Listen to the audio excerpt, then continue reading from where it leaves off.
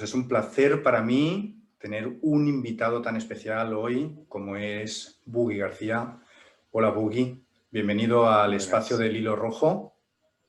Gracias, Joan, por la invitación. Un placer. Como ya sabéis, los que nos vais siguiendo en este espacio del Hilo Rojo es un espacio de conversaciones profundas para la transformación consciente.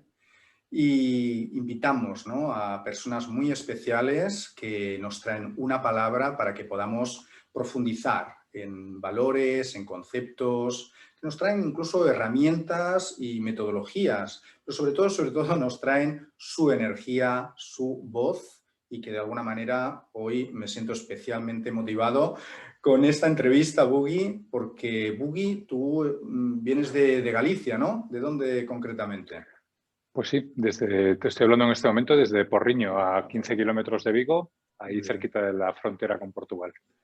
Bueno, Bugui, ¿tú cómo te definirías, ¿no?, de alguna manera de lo que estás haciendo ahora? Porque has hecho un montón de cosas en tu recorrido que iremos Mm. aportando, ¿no?, conforme vayamos avanzando. Ahora mismo, ¿en qué estás metido, no?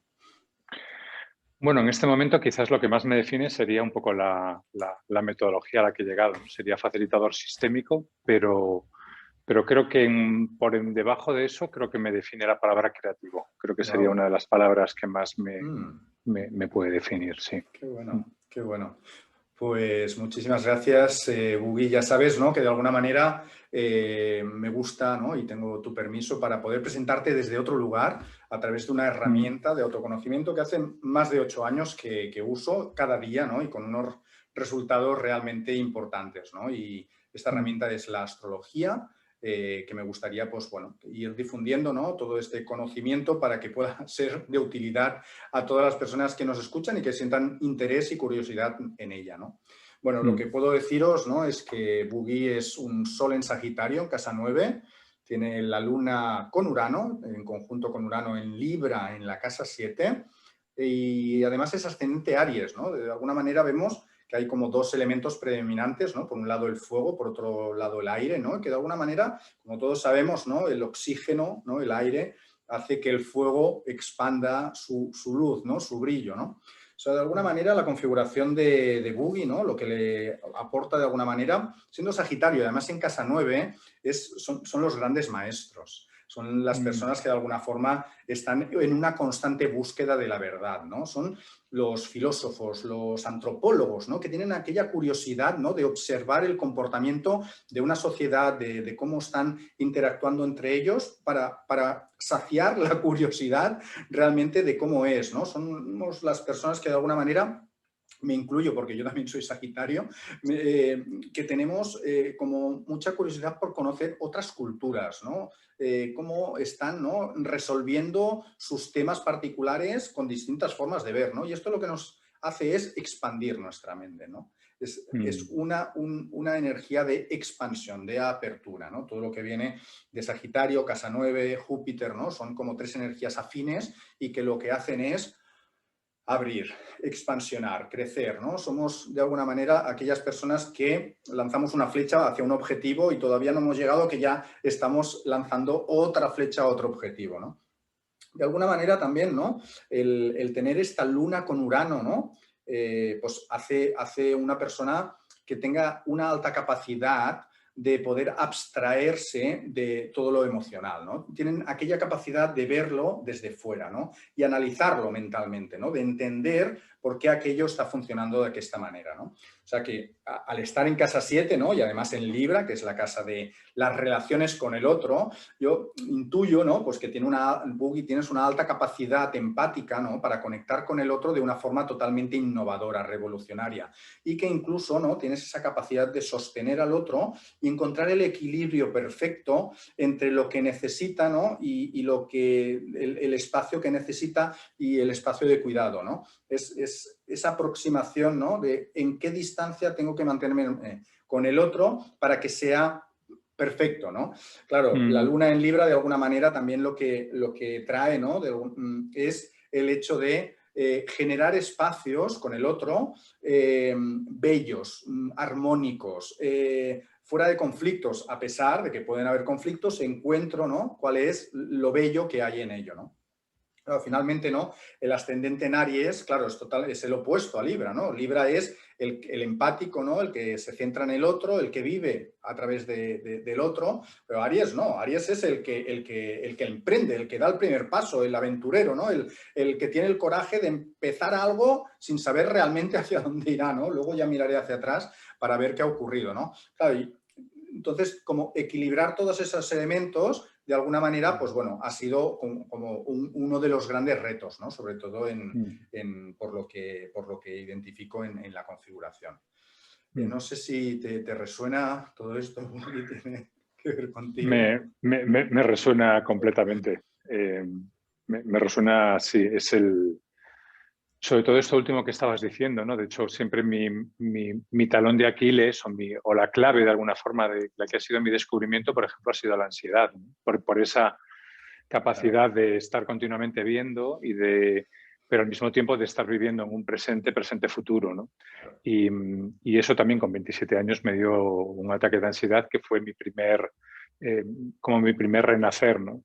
He tenido varios en mi vida, pero yo creo que el primer gran cambio en mi vida fue con esa edad, ¿no? Con 27 años, en el que de repente me da un ataque de ansiedad y empiezo a mirar hacia adentro y me tengo que empezar a mirar hacia adentro para empezar el proceso de sanación de alguna manera. Totalmente. O sea que me identifico completamente con lo que estabas trayendo. Y hay una parte de mucha fuerza y de mucha innovación y creatividad, y al mismo tiempo hay una parte en la que, bueno, siempre he tenido mucha parte con la relación con las personas. Ya antes de ese ataque de ansiedad trabajaba durante muchos años también en el mundo de las relaciones públicas. Es decir, me encanta todo lo que es la parte relacional, la parte de la moda estuvo muy presente también en toda esa edad. Claro. Entonces también tenía que ver con la belleza, es decir, he sido tocando la parte de la creatividad como diseñador gráfico, como director de arte, es decir, todo eso hasta que llegué a esos 27 años en el que comienza de alguna forma el contacto con el quién soy yo, que hasta ese momento no había aparecido.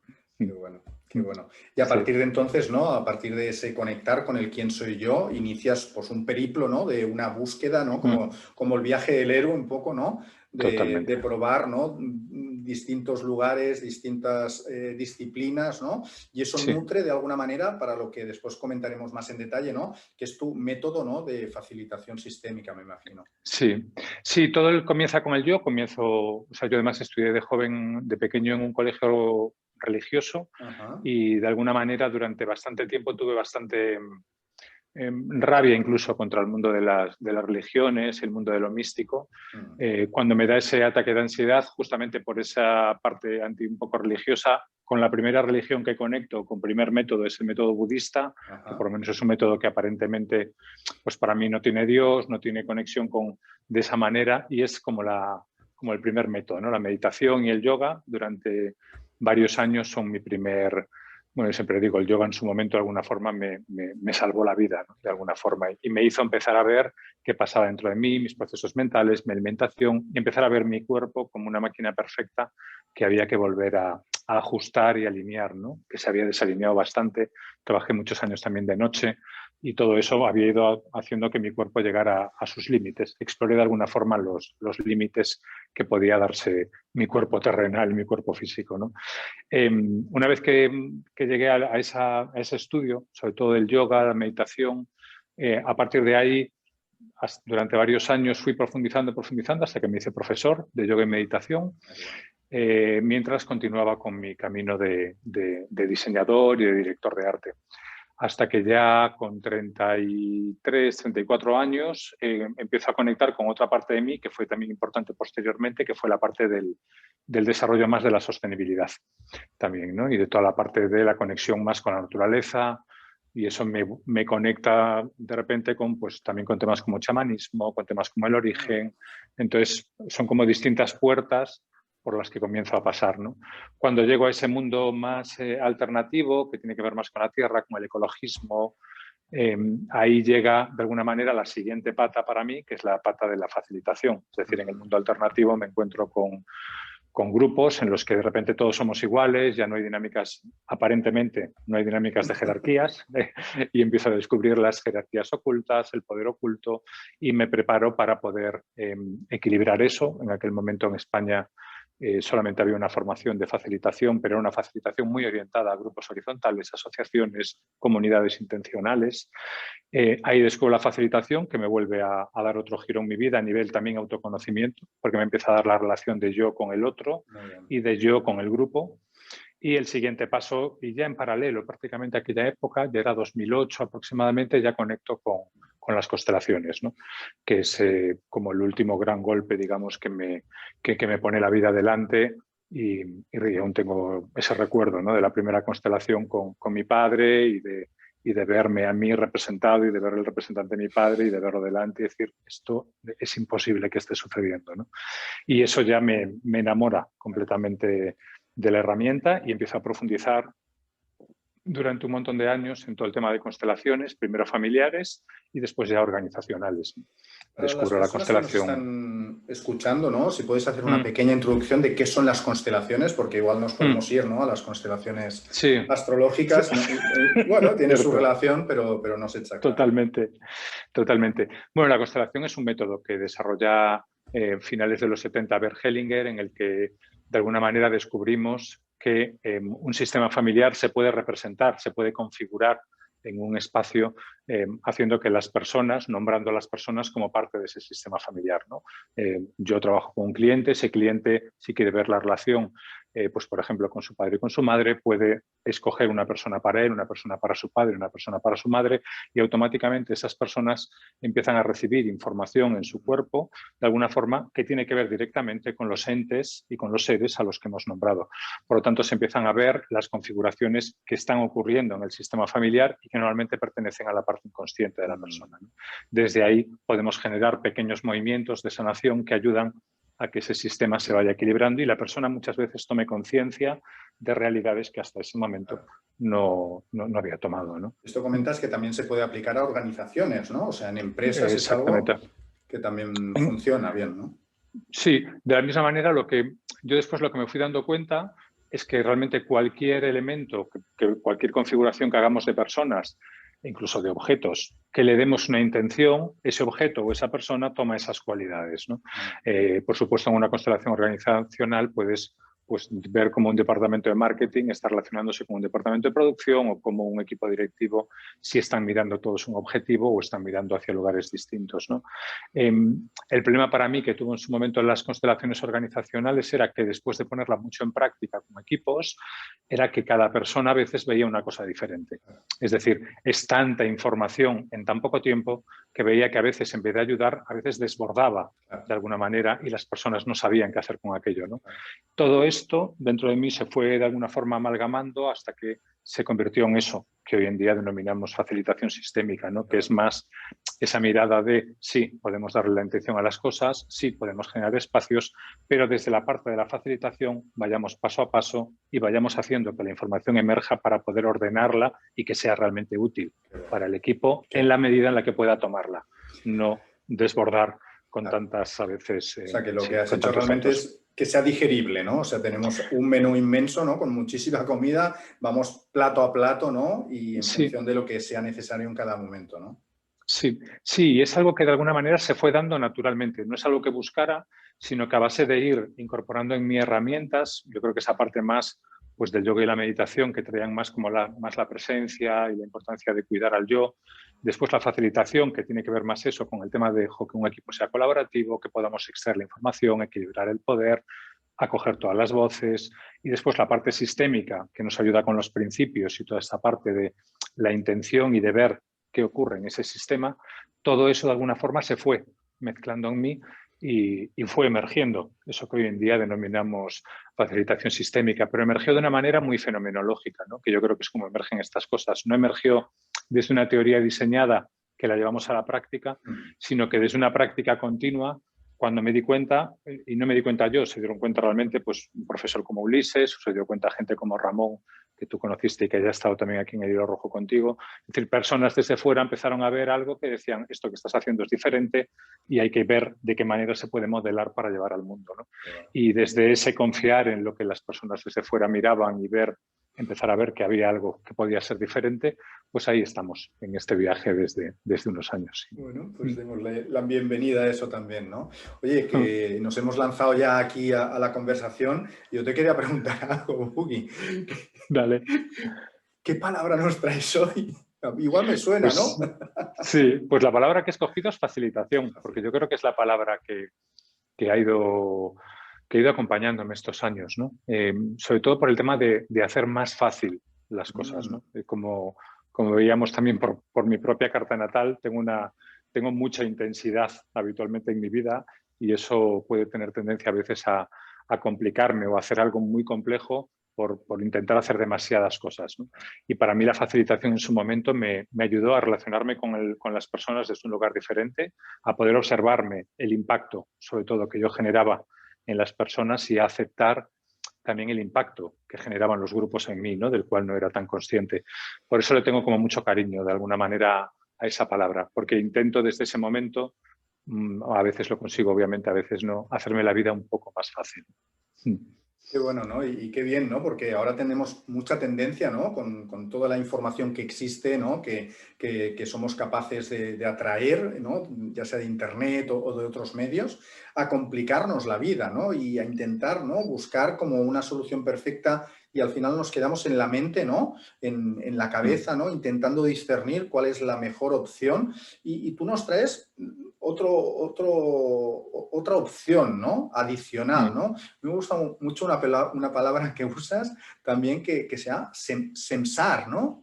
Sí. ¿No? Con P. Sí. Te comento además eso de dónde, como un poco como el origen, de dónde surgió, porque realmente yo la primera vez que le oí la palabra sensar fue a Carmelo Vizcarra, ¿Ah? de la Clínica Zuaizpe, un gran sabio. Y él hablaba de, no sé si era Santo Tomás de Aquino, Fray Luis, no me acuerdo de León, Fray Luis de León, que ya utilizaba esta palabra como en el castellano antiguo, ¿no? De sensar, de conectar con esa parte, ¿no? De las sensaciones, de la sensibilidad, de alguna manera, ¿no? Cuando empezamos a trabajar con esa palabra nos dimos cuenta de que llevar solamente el mundo de las sensaciones y las emociones, solamente lo que sientes, para algunas personas en el mundo de las organizaciones resultaba un bloqueo. Y ahí fue cuando de alguna forma le dimos ese toque de la P delante para poder aceptar también todo lo que surgiera a través de lo racional y así de esa manera no excluir, sino integrar todas esas partes, ¿no? Y eso de alguna manera de ahí surgió esa palabra que es hoy en día el sensar, ¿no? Que es el observar todo lo que emerge a través de ti, que tenga que ver con lo que emerge a través de tu mente, a través de tus sentidos, tus sensaciones, tus emociones, y acogerlo todo y desde ahí tener pues, todos los canales a tu disposición. Sí. Y bueno, ¿no? Al final es de todos los canales, ¿no? De comunicación, de los sentidos que tenemos, ¿no? Ya son los externos como los internos, es aportar, ¿no? Poniendo esa intención, ¿no? En un objeto, en otra persona, a ver qué es lo que emerge, ¿no? Desde ahí. Sí. Y esto nos lleva a facilitar, ¿no? La toma de decisiones, la observación de un conflicto en departamentos distintos. Sí. ¿Para qué lo aplicas la facilitación sistémica, ¿no? Empieza un poco por el sensar y la parte de toma de decisiones, que sería como la utilizo para todo. O sea, para todo tiene que ver con... me da una ventaja en el día a día y es no tener ninguna lista de tareas de toma de decisiones pendientes. Es decir, y esto para mí es algo tremendamente importante, ¿no? Es decir, normalmente a veces tenemos que tomar una decisión entre una, dos o tres opciones.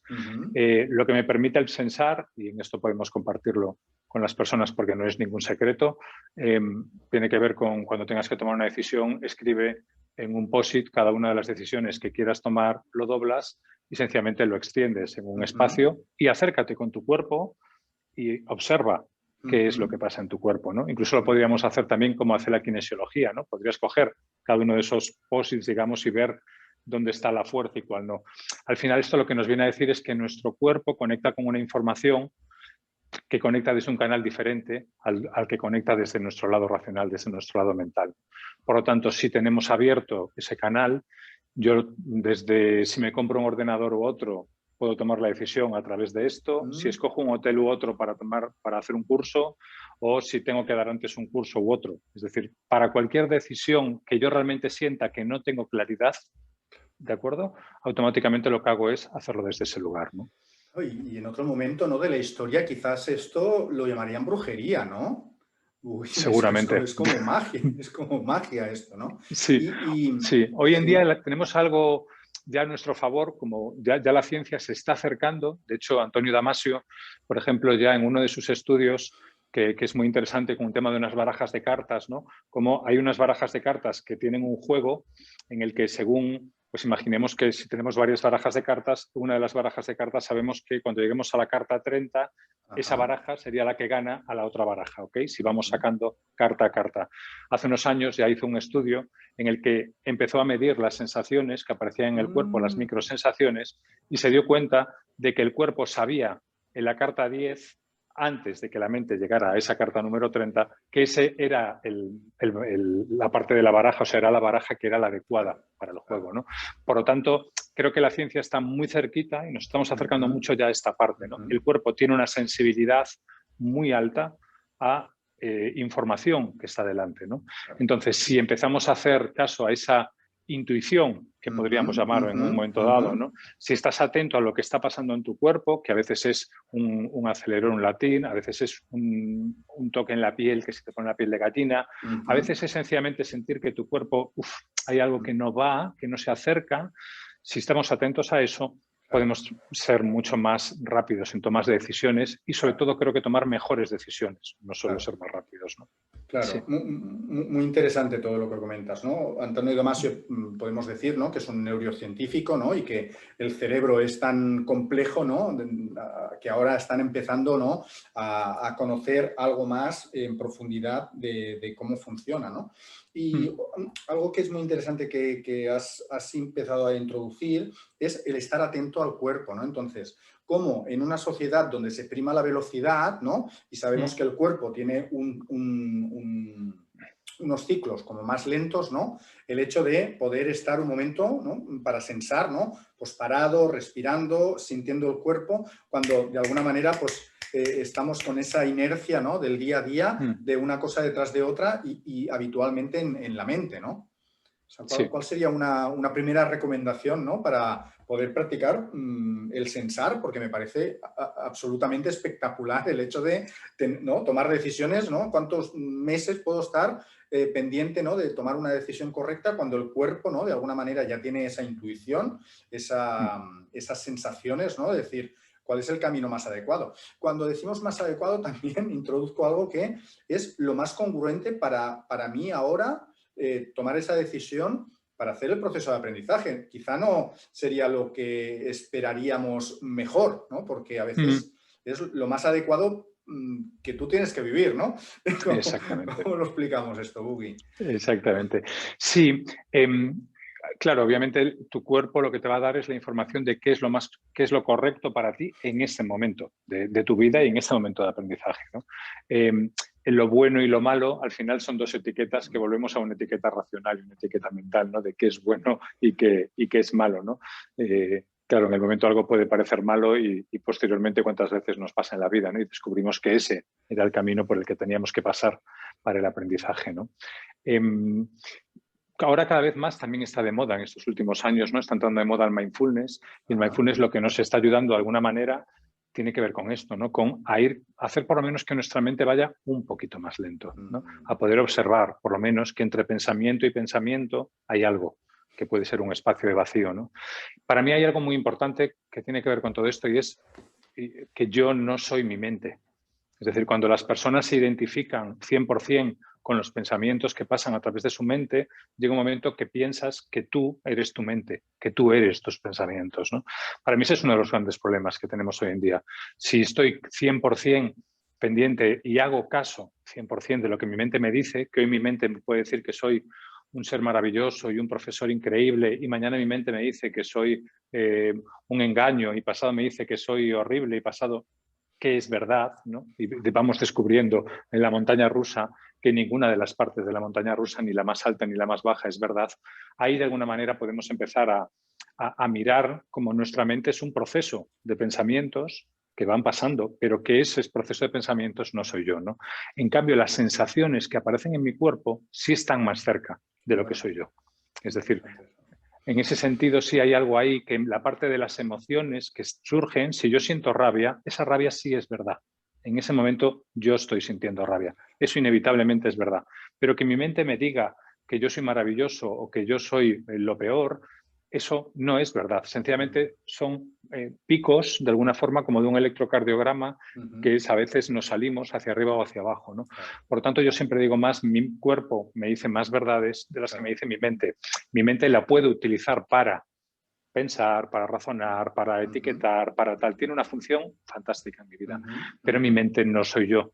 En el momento que yo creo que yo soy mi mente, nos pasa hoy en día mucho de no, yo soy facilitador. Bueno, yo trabajo como facilitador, exacto, pero yo soy algo más claro, que esto, ¿no? claro. Entonces, ir un poquito más allá del yo soy eso y conectar un poquito con quién soy yo, y cuando nos vamos haciendo esa pregunta podemos empezar a ir como pasos hacia atrás hasta irnos descubriendo algo un poquito más profundo. Claro, yo, bueno, en muchas ocasiones, ¿no? Me encuentro, ¿no? Cuando me preguntan quién eres, digo, bueno, mi nombre es Joan Candini, ¿no? Pero quién soy es otra historia, ¿no? Muy interesante lo del espacio de vacío, ¿no? Encontrar espacios de vacío a nivel mental permiten que de alguna manera aparezcan componentes creativos, ¿no? Porque siempre estamos en la mente, en el pasado, en el futuro, ¿no? No dejamos espacio para que aparezcan cosas nuevas, ¿no? Entonces, el mindfulness o cualquier otra técnica, ¿no? De centramiento, de meditación, etcétera, lo que hace es intentar generar ese espacio vacío en la mente para que aporte información necesaria para, bueno, para lo que estés haciendo en ese momento, ¿no? En función de la intención que hayas puesto. Y lo otro muy interesante es que, claro, el cuerpo siempre está aquí y ahora. La mente no, nos podemos ir al pasado, al futuro, ¿no? Como decíamos, pero el cuerpo siempre está aquí y ahora. Exacto, efectivamente. Exceptuando que haya quedado enganchado una parte en trauma, y eso sí, pero ese trauma justamente está normalmente en nuestra parte más de las fascias, en nuestra parte más somática, en nuestra parte de cuerpo. Por eso podemos acceder también a ese pasado, a veces a través de sensaciones que están en nuestro cuerpo aquí y ahora, ¿no? Pero nuestro cuerpo es la puerta para el ahora. Totalmente de acuerdo con eso. Bueno, qué bueno, Bubis. Tengo curiosidad en preguntarte, ¿no? Lo que es la facilitación, ¿no? Esta herramienta, esta metodología, esta filosofía, quizás, incluso podría llegar a decir, ¿no? Los momentos que estamos viviendo ahora, ¿qué nos puede aportar? Mira, y además ahora cuando te escucho ahí hay algo yendo a mi cuerpo que de alguna manera me tocaba de repente y se me abría como el corazón, ¿no? Estamos en un momento de máxima polaridad, en este momento, en el que parece que tenemos que identificarnos con algo, tenemos que ser de izquierdas o de derechas, o de arriba o de abajo, o de aquí o de allí. Y la facilitación lo que nos ayuda es a esa tercera posición de poder ver que las polaridades en sí no existen y que el blanco y el negro no existen. Es decir, en el momento que yo intento ser blanco o negro, lo que estoy es matando una parte de mí, etiquetándome en un lugar de alguna forma y encajonándome. Por tanto, la facilitación, lo primero que me venía es lo que nos hace es abrir un abanico de colores y poder ver a las personas en toda su diversidad, acoger todas las voces, no solamente externas, sino internas también que hay dentro de cada uno de nosotros, ¿no? Y eso era como la primera parte que más me tocaba, ¿no? Y también la facilitación lo que hace es ayudarnos a colaborar, ayudarnos a construir juntos. Y eso es algo también tremendamente necesario. Y muchas de las herramientas básicas de facilitación de grupos se han desarrollado en comunidades, en personas que viven juntas y tienen que ahí sí o sí construir juntos, ¿no? Porque de alguna manera tú, cuando estás en una empresa o una organización, estás tus 8 horas, te llevas mal con un compañero, te vas a tu casa y dices, bueno, Claro. esto lo dejo aquí en este cajón, ¿no? Pero cuando estás viviendo con alguien y tu vida y tienes un espacio común, ahí sí o sí tienes que ir avanzando en esa colaboración y en ese poder ir sacándonos las capas cada uno de nosotros para poder ir encontrando los espacios en común, ¿no? Por lo tanto, creo que la facilitación ahora mismo, bueno, para mí sería una de las medicinas realmente, y por eso también hay una parte de mí que está como muy implicado en ello, ¿no?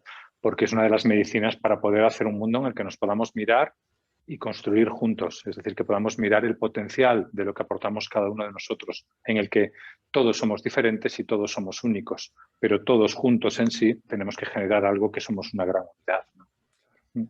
Qué bueno. Oye, me siento súper identificado con esa visión, ¿no? De alguna manera. Y me gustaría entrar un poco más en detalle en la polaridad. de alguna manera, ¿no? La polaridad nos divide, ¿no? Y el mensaje de facilitación es, ¿no? Vamos a trabajar juntos, ¿no? Que hay en común, ¿no? Escuchemos todas las voces, toda la diversidad. Entonces, de alguna manera, ¿qué crees, ¿no? Que se intenta conseguir, ¿no? Promoviendo esta polaridad de alguna manera, ¿no? Sobre todo lo que estamos es reforzando una identidad, ¿no? Y ahí tenemos que Ajá. tener cuidado con esta parte. Es decir, siempre que yo genero mi identidad, y es importante que yo tenga mi identidad, obviamente, para que tenga mi seguridad, mi confianza, pero en el momento que yo genero una identidad, sobre todo grupal, ya no es tanto un yo, cuando es un nosotros, Sí. el problema de cuando aparece un nosotros es que aparece un los otros. ¿De acuerdo? Y entonces ya nosotros tenemos una identidad y los otros son otros que son diferentes a nosotros. ¿De acuerdo?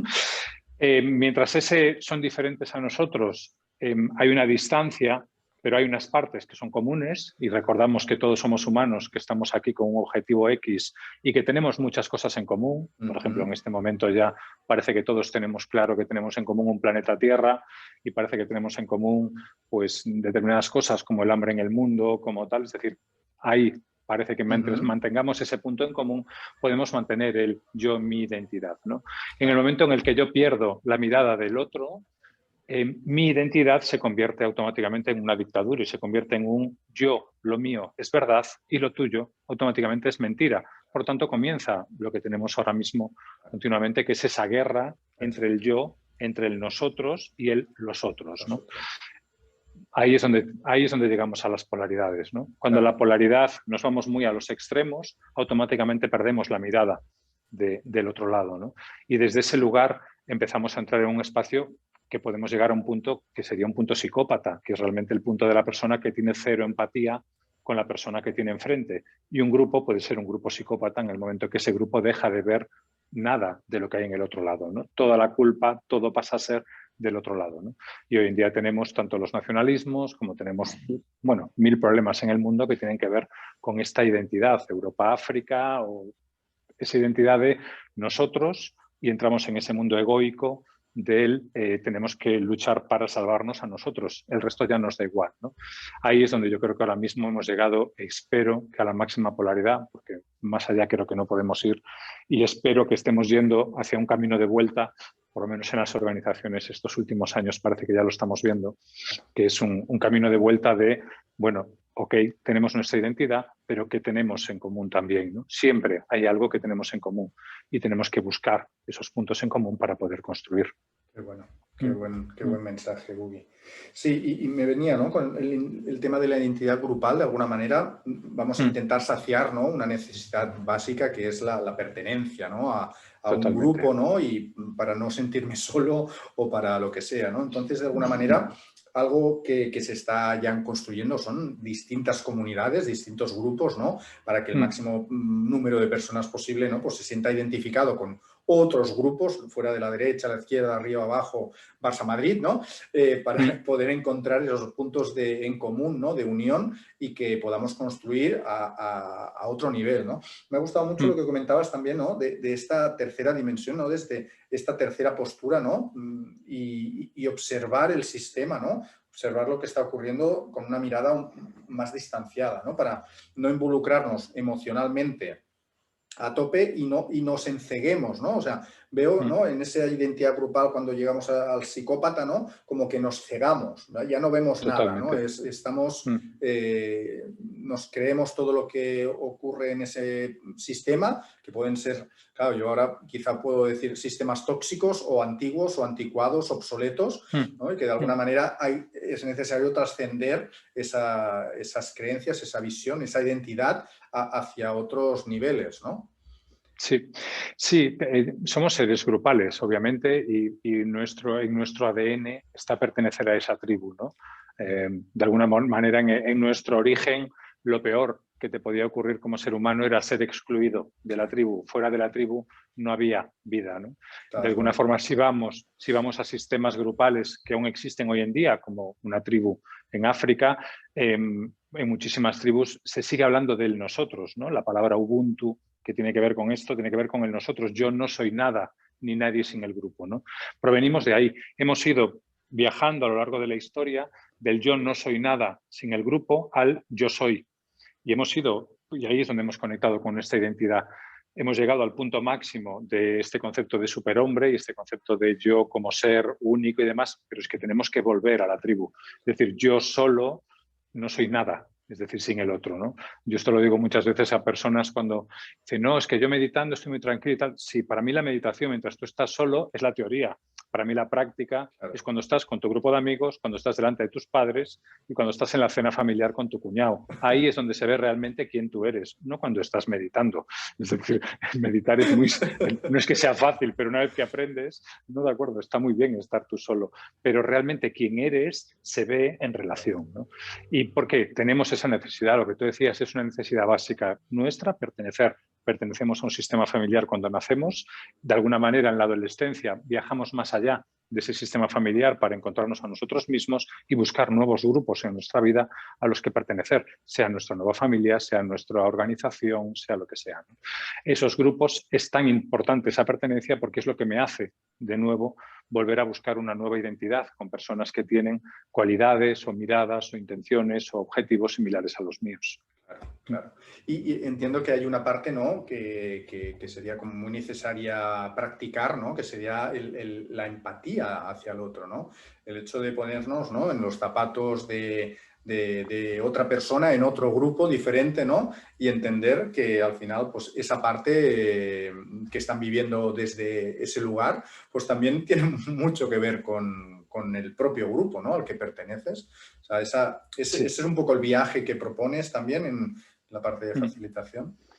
Sí, y es una de las partes más complicadas, yo creo que ahora mismo, pero por el contexto en el que estamos viviendo, ¿no? O sea, entre la información y el bombardeo de información que tenemos, que nuestro sistema emocional está muy al límite y eso nos hace muy difícil a veces dejar estos pequeños espacios, ¿no?, de vacío, donde poder conectar un poco con esa otra persona y esta parte también que comentabas antes, ¿no?, esa tercera posición de observador, no solamente poder observar qué es lo que está pasando en el grupo, sino poder observarme a mí, cómo yo estoy reaccionando ante determinadas cosas en el grupo y cómo yo estoy interactuando, cuáles son mis dinámicas de poder, qué es lo que está pasando cuando yo interactúo en un grupo, quién es el que tiene siempre la voz, quién es el que tiene la última gracia, quién es el que dice la última palabra. Todas esas dinámicas van conformando unos espacios que generan nuestros grupos, ¿no? Si yo soy capaz de empezar a observar esas dinámicas, puedo de alguna manera cambiarlas o puedo por lo menos cambiar yo. Si yo cambio mi dinámica de poder y cambio mi dinámica en un trabajo, un grupo, automáticamente todo el grupo se recoloca, porque yo estoy siendo también parte de esa dinámica que estoy observando, ¿no? Qué interesante esta aportación, ¿no?, que es cuando hay un cambio, ¿no?, en ese sistema, que yo lo puedo hacer. No hace falta que intente cambiar a los otros miembros del grupo, ¿no? Solo hacer un pequeño cambio en uno mismo, ¿no?, a nivel de comportamiento. Cuando alguien dice no sé qué y normalmente me molesta, vale, pues lo miro desde otro lugar y cambio ese comportamiento. Automáticamente, ¿no?, el sistema, el comportamiento del sistema también cambia, ¿no? Es súper, súper poderoso. Totalmente. De hecho, la mayor capacidad de cambio realmente, obviamente, la tengo yo en mí. Lo que pasa es que habitualmente es mucho más fácil pensar que yo puedo cambiar al otro, ¿no? Y esto lo vemos continuamente en las relaciones de pareja que hemos tenido en nuestra vida, ¿no? O sea, cuando eres joven o inexperto, aún crees que tú puedes cambiar a tu pareja, ¿no? A medida que vas avanzando en la vida te vas dando cuenta que la capacidad de cambio que tienes contigo mismo ya en sí es muy limitada. La capacidad de cambiar al otro es absolutamente reducida e imposible, ¿no? Entonces, centrémonos en la capacidad que yo tengo de cambiarme a mí mismo, ¿no? Y en una dinámica de un grupo en la que todo está establecido, incluso en una dinámica familiar, ¿eh?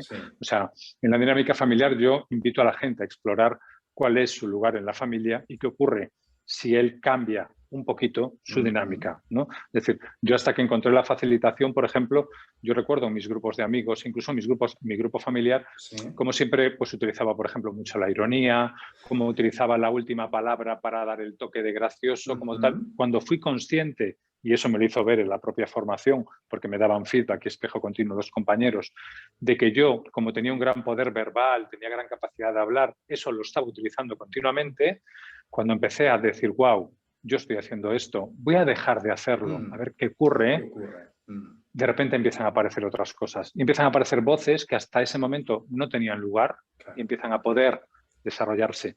Y ahí empecé a tomar conciencia, de alguna manera, de todo el daño que yo estaba haciendo a personas y a grupos, pero del que no era consciente. Obviamente eran mis propias dinámicas, de las que iba en ellas como vamos en un coche, de alguna manera, conduciendo ya inconscientemente. En automático, ¿no? En automático. Bueno. Oye, Buggy, ¿y qué te parecería si hacemos un pequeño ejercicio?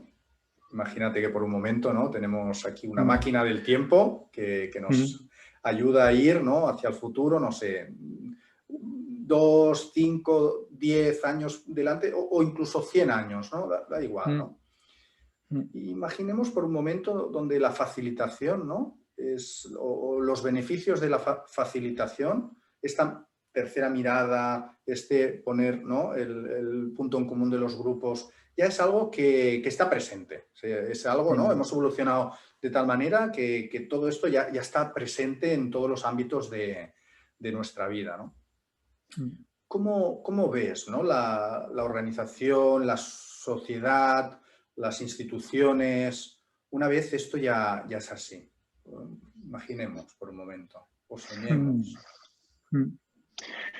Bueno, creo que llegados a ese punto, primero lo que disfrutaríamos perteneciendo a un grupo, que hoy en día creo que muchas veces nos generan traumas en vez de alegrías, pertenecer a grupos. Y podríamos realmente saber y poder valorar sobre todo lo que cada una de las personas está aportando a nuestro grupo. Normalmente la tendencia que tenemos en el grupo es pensar que yo soy mejor o yo soy peor que. Cuando yo pienso que yo soy mejor que, es que no estoy sabiendo ver lo que está aportando otra persona. Cuando yo estoy pensando en que yo soy peor que, es que ese grupo no está sabiendo ver lo que yo puedo traer, ¿no? Para mí un mundo en el que esa facilitación, hemos recorrido ese camino, de alguna manera me hace ver un grupo diverso en el que cada una de las personas está aportando lo que trae realmente, ¿no? Para lo que ha nacido, para lo que trae al mundo, ese grupo lo ha descubierto y lo ha puesto al servicio de los demás, ¿no? Sí. ¿Qué ocurre, ¿no? con los grandes problemas del mundo que antes nombrabas, ¿no? El hambre, la pobreza. ¿Qué ocurre con todo eso?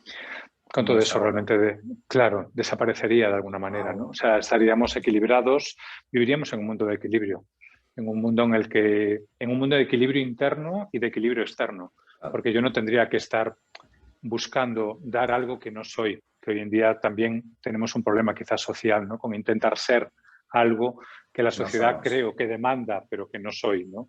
Si la gente puede ver en mí lo que realmente yo soy, eso a mí me haría estar en un lugar de paz. Te relaja automáticamente, ¿no? Y me relaja automáticamente. Y eso haría que, bueno, y obviamente ya en dinámicas de poder entre países, también nos haría más conscientes de que muchas de las cosas, pues por ejemplo, que a día de hoy consumimos o que utilizamos, las consumimos o utilizamos porque durante los últimos 500 años, pues nuestros países han ido a otros países y han extraído todo eso. Y esa dinámica de poder a día de hoy se sostiene a nivel mundial, ¿no? Entonces, el hambre en el mundo al final no es un problema del mundo, es un problema mío también, y es un problema de todos y cada uno de nosotros, ¿no? Cuando tomo conciencia de eso, entonces hay algo que obviamente cambiaría en el mundo, ¿no? Sí. Qué bueno, qué bueno. Pues hagamos por acercar el futuro, ¿no? Que visualizas lo más próximo posible, porque todos viviríamos mucho mejor y desde un lugar mucho más auténtico también, ¿no? Sí, sobre todo desde un lugar desde un lugar más de quién soy realmente, no de quién no soy y quién creo que quiero ser o quién me han dicho, sea mi sistema educativo, sea mi familia, sea mi organización, que debo de ser, ¿no? Si conseguimos ir quitándonos, ya no quitándonos las capas, sino por lo menos no ponernos más capas de las que ya traemos, automáticamente podríamos ser personas más auténticas, construyendo juntos y aportando cada uno el valor que realmente cada uno tiene. Oye, pues yo me comprometo a poner de moda la facilitación para ver bueno, como mínimo para que mis hijos, mis nietos puedan llegarlo a ver en algún momento. Gracias, León. Okay. Bueno, Buggy, no sé si nos puedes dar alguna primicia que tengas ahora entre manos, que quieras, bueno, anunciarnos de alguna manera y que podamos asistir, no sé, una masterclass, un curso, ¿qué tienes? Pues en este momento, claro, a lo largo de este año, de 2021, hemos ido ampliando lo que era facilitación sistémica, que comenzó solamente como una metodología.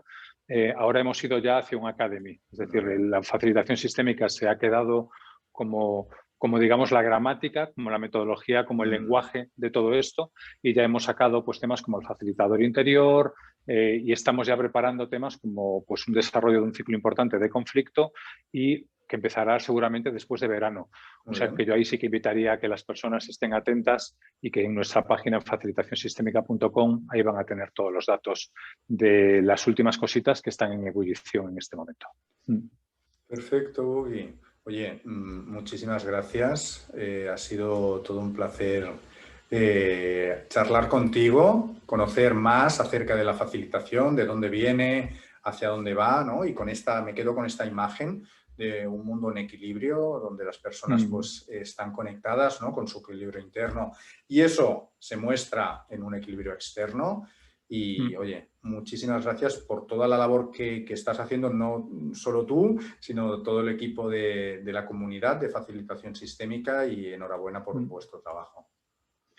Muchísimas gracias, Joan, por la invitación. Ha sido un verdadero placer conversar contigo sobre esto y ayudar a que se siga extendiendo por el mundo un poquito más de conciencia. Muchísimas gracias y nos vemos en un nuevo espacio del Hilo Rojo el mes que viene. Chao, chao.